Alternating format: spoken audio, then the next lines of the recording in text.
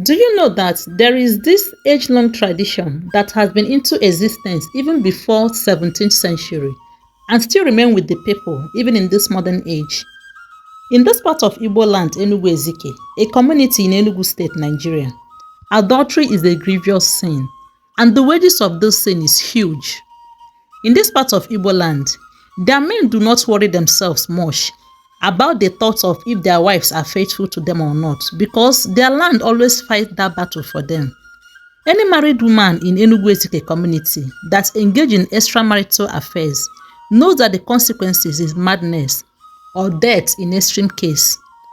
Not just when the woman finds herself in a bed with another man. Even an attempt to kiss, touch or hold the married woman's waist with that clear thought and intention to sleep with her faces the same consequence. Those ancient traditional rules do not leave anyone from that community behind.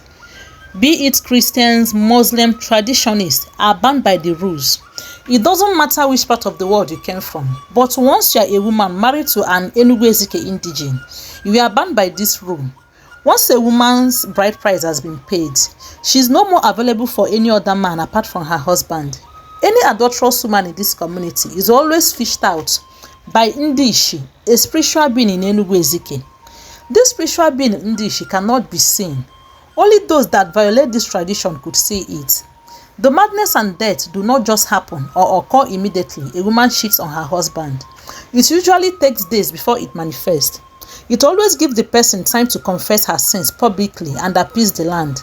But when the person involved keeps ignoring these signs and refuses to act, then this spiritual being Ndishi would strike. But there are processes of reconciliation and institution.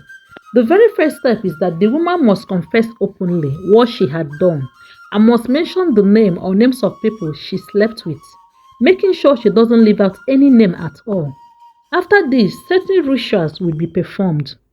Also, the woman will submit the cloth she wore on that very day or days she went for her adulterous act to Onye Ishi, the oldest man in that community.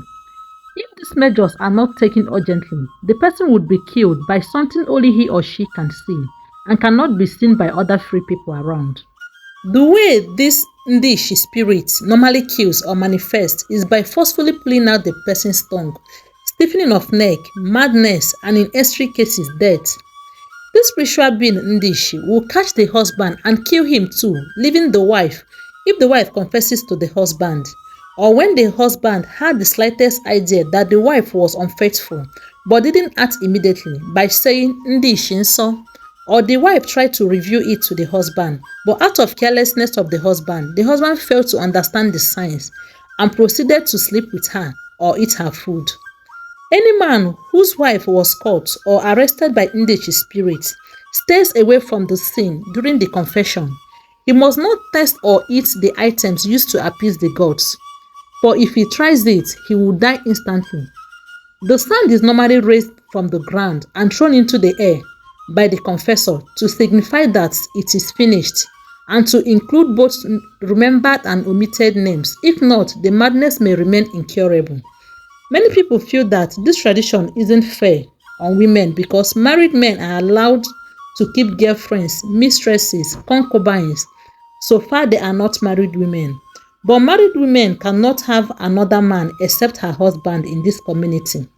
Even a widow, a woman her husband has died, cannot be in her husband's house and befriend another man unless she lives in a separate house away from her man's compound.